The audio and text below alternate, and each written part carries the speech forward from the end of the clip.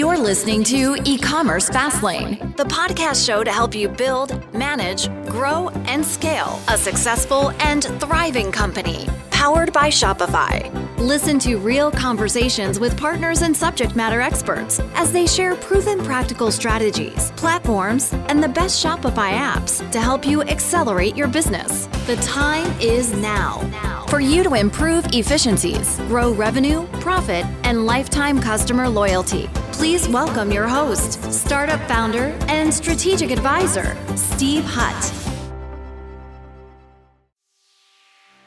Welcome back to another episode of E-commerce Fastlane. I'm your host, Steve Hutt, and today my guest is Alexia Dubois. She's the founder of a brand called Amour, and her business really is revolutionizing the children's clothing industry. The brand really focuses on curating a premium selection of European children's clothing, but bring that kind of authentic kind of European style to the American market. And one thing about her brand, it really stands out for their commitment to quality and ethics and sustainability, but more importantly, they work exclusively with conscious brands. Now, Alexia's journey really in the world of fashion and luxury is quite impressive. I had a chance to kind of creep on her LinkedIn profile before recording today, and she really began her career as a product manager at Cartier, then moved on to Tommy Hilfiger, where she held a lot of key roles I can see, including leading the global launch of Tommy's jeans, the new brand, and kind of overseeing the first campaign with an ambassador, which is quite impressive. Her final role at Tommy Hilfiger really was the director of global merchandising. Now she has an MBA. She brings a wealth of international experience to her current venture, and she lived in France, and she's been in Argentina, I see, Australia, Netherlands, England, and so she really does bring a very unique kind of global perspective to fashion and to e-commerce. Now today, what we're going to do is we're going to explore a lot of topics. I kind of jotted down a few questions that I want to ask her today, but I want to think about stuff like community-driven sales strategies, or I want to talk a little bit about leveraging some global insights, but for a local business success. And a couple other things I think are really important about the sustainability concept around e-commerce and that kind of delicate balance between online retail and then traditional retail. So it's going to be a very impactful, action-packed episode. I can guarantee that. Well, hi, Alexia. Welcome to E-commerce Fastlane. Hi, Steve. Thank you for a lovely introduction. Really excited to be here. Let's get started. So to kick things off, what initially drew you to the children's fashion industry? And then how did your experience at Tommy Hilfiger kind of shape your approach to founding Amour? So it all started from a personal story. So I moved to the US 2 years ago. As you can hear, I'm French. I moved with my family and I have 2 young kids, and I was struggling to find clothes for them. I was struggling for 3 reasons: style, prices, and quality. So first, the style, simply because I was used to my French brands. It's chic, but simple.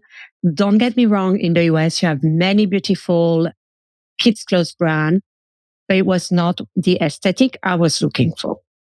Then when it comes to quality, especially for kids, but I'm also careful for myself, coming from the apparel industry.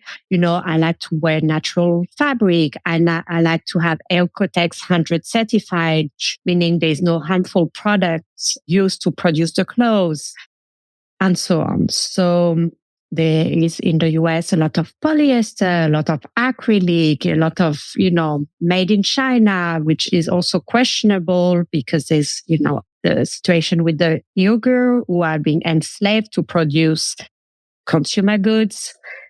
So there were a lot of issues when it comes to quality, where I was not ready to pay for those products. And last, the prices were also a challenge, because what I found out was you have had either a lot of really cheap products, and cheap to the point that it's really questionable. You need to wonder who has not been paid in the production to be able to, sell a t-shirt for $2.99 at Target or Walmart. This is insane. Okay. Or it was either very quickly really expensive. And I did, see the opportunity in a sweet price point between the $50 to $100. So it is premium pricing, but it's not yet luxury. And I was lacking product and retail like shops in this price point. So this is how the idea started. And what's fabulous is my last experience at Tommy Hilfiger. I was a director of merchandising. So I was building up collections, working on pricing strategy. And this really just gave me the confidence to build my own pricing strategy. All the brands I work with are emerging brands. Most of them, they entered the US market through Shop Amour. So I really had this opportunity. I really had, the power to advise on pricing. So even though they might, had prices that they wanted to be set at, I was confident enough to give them the feedback if the prices had to be lowered or had to go higher. So that was wonderful because I feel that we provide to the US market the right collection at the right price for the American market. So far it's been just a wonderful experience. Now, with your global experience, like how do you adapt European fashion trends to suit the North American taste? Like, are there any specific insights that you've gained from this kind of cross-cultural approach? Oh my God, this has been such a fun journey because it's really finding the balance between selling and promoting this European aesthetics, but also making sure it sells in the US, right? So my USP is to bring brands, styles, fashion that is not in the US yet, but I also need to make sure it's going to sell. So what I've learned is some bestsellers with the brands I work with in their home country, I am not selling them in the US. In some cases, I literally had to return some styles saying, I'm just not selling it. And they're like, well, we can take them back. It's a bestseller. So that has been really interesting. It's not always like that. That's been great because we have great relationship with the brands we work with. If we need more stock, they send us more stock. If really it's not going to work, we can send it back. But really finding the right balance. Data is key. Every sales count, you need to check the data, what color works, what pricing works, what brand works, I can already also tell you which country I'm selling better than the other. Is it because I'm French? Maybe, I don't know, but I can tell you I sell French brands like I would sell bread. It's so easy. Whereas I'm struggling on other brands. So actually we're going to focus in the future season only on French brands. And that's not to say that they are not wonderful European brands, but I think there's enough to do with French brands and there is enough of an opportunity on the US market with French brands. Now, your brand Amour, and their URL is shopamour-usa.com, really focuses on, as I mentioned at the top of the show, conscious brands with a strong emphasis on quality and sustainability. So can you share some of the challenges that you faced in maintaining these standards while scaling the business? That is a hot topic. It's a topic that's very near to my heart. So sustainability in the apparel industry means that probably your cost of goods is more expensive. Why? First, because you use a natural fiber instead of a man-made, such as acrylic or polyester, which are really cheap. Second, you don't use harmful chemicals to dye the product, to produce. Third, it's fair trade. Everyone's being paid. You have laws to make sure your workers have holidays, breaks, and so on. So your cost of good is more expensive when it's sustainable, whether in apparel or any other industry. So you're competing with, retailers that are not following these rules. When you sell in a country where, as I said, I believe the American consumer is less conscious when they buy, it is a challenge. It is a challenge to scale. So my big fight is on packaging. So there's this culture of unboxing and it's wonderful and it goes on social media. And yes, you receive this product, this gift, and it's in a beautiful box and it's beautiful, of course, but you throw that box, you throw the paper, you throw the sticker half a second after you open it. So I'm really questioning the purpose of packaging when you are a sustainable brand. But the challenge is because we are a premium retailer and we sell premium brands, consumer expects this experience and packaging is part of the experience. So it's about educating the consumer. It's about, again, finding the right balance between cute packaging, but not an overly expensive, obnoxious packaging. It's about finding a packaging that is sustainable.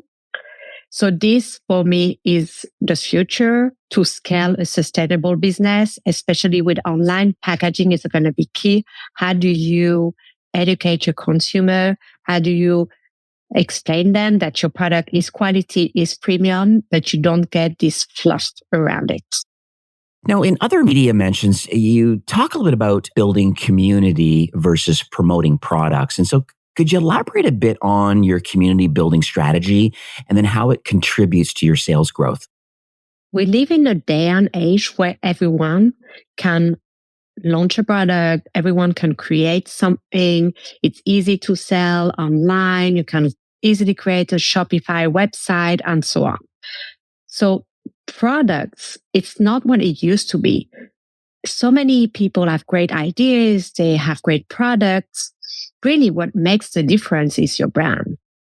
And your brand is relevant if it has a community. So now I believe it's all about community. You know, even when you look at the big brands, Nike or Lululemon, they have a community. They are more than product than, they have the community of athletes, of fitness lovers, and so on. So I do believe in building a brand. And I do believe that this brand goes with a community. And my community is the moms, is the French lovers, is the people who care about quality, about sustainability, about the environment. And how do I do that? It's by, on one hand, promoting the product, obviously, and the beautiful aesthetic, but also promoting the brand and the story of the founder. So that's me. And having the community involved in the behind the scenes, in choosing some colors, in organizing pre-launch for this community, in having reward program where you can get commissions and so on. Now, I understand that sustainability is a key focus for your brand. So how do you balance the desire for sustainability practices along with the need for profitability? Sustainability is profitable. You just need to find people who are willing to pay the price for it. And this goes through educating people, explaining why it's important. Do you know about the Atacama landfill? It's in Chile, and it's 60,000 tons of clothes that you can see from space. It's a landfill of waste. And people are not aware of it, but they should. That's how bad we are with our consumption all around the world, not only in the US, all around the world. So one of the mission of Shop Amour, and it's going to be even more important when we'll scale up, is to educate people and explaining them why they should care about quality product, why they should care about natural fiber. It's more than a desire for sustainable practices. It's a need. We need it. And that is the future. If not, there won't be any planet anymore. So it goes hand in hand, the need of sustainable practices and the need of profitability. Now, if I was to guess, Shopify is probably about 50% fashion accessory type businesses of the 5 million that have their home or flag in the sand with Shopify as their platform. And so knowing that, my listeners are really interested in hearing a success story about either a product line or a campaign. Hopefully I don't put you on the spot here, but is there anything that kind of is notable that you'd kind of share a win that you've had with your brand? You need to ask yourself 3 questions. What do you enjoy doing? What are you good at? And how do you want to serve the world? The intersection of those three questions is your answer. And this is what you need to focus on. And last, keep on moving. Rejection is redirection. When you fall, you get up and you keep moving. This is the only way forward. Now, you've worked with e-commerce and bricks and mortar retail. And so let's talk about the advantages of each of these channels. And then how do you see them evolving in the children's fashion industry? So with e-commerce, you reach more people, you have less overhead costs, and you have more flexibility. Retail is really coming back since the end of COVID. That's what people say. What I see, to be honest, is a lot of empty retail space. So again, questionable. I do think they work hand in hand. The future for me is e-commerce, but retail will be part of the marketing costs. So that, when I used to work for Cartier a long time ago, the key location on Fifth Avenue, Rue de la Paix, those were marketing costs. You have those boutiques for the marketing. And I think this is the future of retail. You need the experience. You need to have events. You need to have the customer treatment, whether it's traveling retail, pop-ups for a month, for 6 months, for a year. A brand that's really good at, the experience is Nike with the Nike Town. Those are like those are marketing costs. They are more than retail. So they go hand in hand. And it's really fun to see how retail's going to evolve. I think the shops as we know them, they will completely evolve in the next years. Every day I check my email and I have a link to a webinar or a PDF or some kind of live stream or some kind of blog post content strategy around what are you doing for Black Friday, Cyber Monday?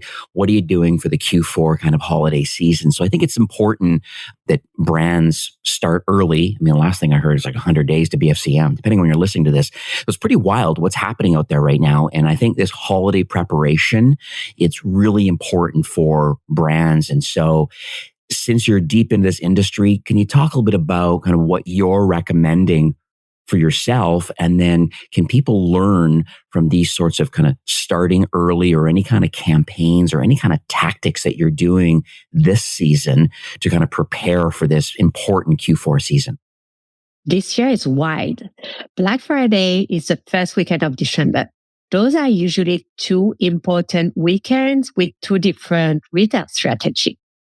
So that's going to be super interesting. And I'm really looking forward to see what are other brands doing and how our consumers going to react to our own strategy. More specifically for Q4, a lot of exciting stuff on our end. So what's really fun with Shop Amour is we are, importing and promoting French brands, French fashion, French lifestyles, French craftsmanships, but we are entering the US market. So we need to build this relationship and this bond with the US consumer. So we work with local artists, we work with local retailers, we do events, we work with influencers. So that's really fun, this part to build this relationship with the American consumers and with really strong, successful brands in the US, whether artists, whether retail, whether influencers, whether bloggers, and so on. So that's really fun. Stay tuned. Now, as a founder, you're juggling a lot of roles, wearing a lot of hats. And so do you have any personal habits or any strategies that you have found effective in managing your time and then driving the business forward? It's so true that as a founder, especially in early stage, you have so many roles within your company. And that's not even talking about, my personal role. I'm still a mom, I'm still a wife, I'm still a sister, I'm still a daughter, and so on. So time management is key. Every evening before I turn off my computer, I plan my next day. It's color coded. I have, that time for strategy, that time for call, that time to make the buys, that time for content creation, and so on. Obviously, it never goes as planned, but the only way to be flexible, the only way to keep moving is to have a plan. So I used to do the same in my corporate world. I would always plan out my day before I turn off my computer. In the morning, I always check my emails, obviously to see if there's anything important, but we need to avoid spending too much time on emails. I think that's unfortunately the challenge for everyone, whether you're a founder or you work in corporate. We just spend too much time on emails. So check what's important. Is there an urgent email you need to answer ASAP? If not, keep it for later. Keep your energy on the strategy, on the tactics, on building the business. Well, Alexia, we are nearing the end of the show for today, but do you have any final thoughts or any takeaways that you would like to share with our listeners? I'm going to end this session with 3 takeaways. First, as a consumer, when it comes to sustainability, which is a really important topic, always check your product. Where was it made? How was it made? What products are being used? Is it harmful? Is it sustainable? Is it fair trade? Does the price even make sense? Be more conscious. Second, as a digital professional, I would say, look around. What are the other industries doing? Can you translate that in your industry? Sometimes it's not about reinventing the wheel. Sometimes it's just, there's a great idea in another industry. How can you translate it in your industry? There's so much to do in this world. There's so many fun ideas and projects that can be made. And last, as a founder or as anyone, just keep moving. Just keep moving. It's going to be fine. So what would you recommend kind of as the next steps for listeners who would like to learn more about you or your brand Amour? So you can find us on www.shopamour-usa.com. Amour is AMOUR, Shop Amour in one word. We are also on Instagram, which is shopamour_USA. Just slide into my DM and just tell me you listen to me on Fastlane. Really excited to have any feedback. And for the website, I will give a 20% off with the discount code Fastlane at checkout. So if you see anything you are interested in, just go and have fun and shop some beautiful French styles for the holidays. Well, Alexia, thank you so much for coming on the show today, sharing some stories and insights and kind of some recommendations for our listeners. Much appreciated. I know it's been very actionable. I appreciate the kind of honest and open transparency you have. It's going to be a great episode, no doubt. Very educational, guaranteed impactful, and thinking about Q4 also, being able to implement kind of some of your recommendations. So I think it's pretty exciting. Once again, thanks for coming on the show. Thank you so much, Steve, for having me. It was such a wonderful experience. Really looking forward to have some DMs of your listeners. Please don't hesitate. shopamour_USA. I'd love to have any feedbacks or keep on the conversation. It's so fun. So thank you again, Steve. It was great. Well, that's it for today's episode of E-commerce Fastlane. And thank you from the bottom of my heart for tuning in. This podcast really is all about helping you grow your Shopify store. And we bring the best minds in business to share their secrets so that you can take your brand to the next level. And every time you listen, you really are taking the steps towards building that amazing direct-to-consumer brand that I know you've been dreaming of. And it means the world to me that you've invested your time here. Your dedication to learning and growing is truly inspiring. And whether you're a beginner or a seasoned pro, remember that I'm here for you. I'm cheering for you every step of the way. Your success really is the heartbeat of this podcast. And we're here to support your Shopify journey in any capacity. So enjoy the rest of the week and keep thriving with Shopify. Well, that's it for today's episode. I'd like to thank you personally for being a loyal listener of E-commerce Fastlane. It's my hope that this podcast is offering you a ton of value through growth strategies, tactics, and exclusive insider tips on the best Shopify apps and marketing platforms, all with my personal goal to help you build, manage, grow, and scale a successful and thriving company powered by Shopify. Thanks for investing some time today and listening to the show. I'm so proud and excited that you have a growth mindset and are a constant learner. I truly appreciate you and your entrepreneurial journey. Enjoy the rest of the week and keep thriving with Shopify.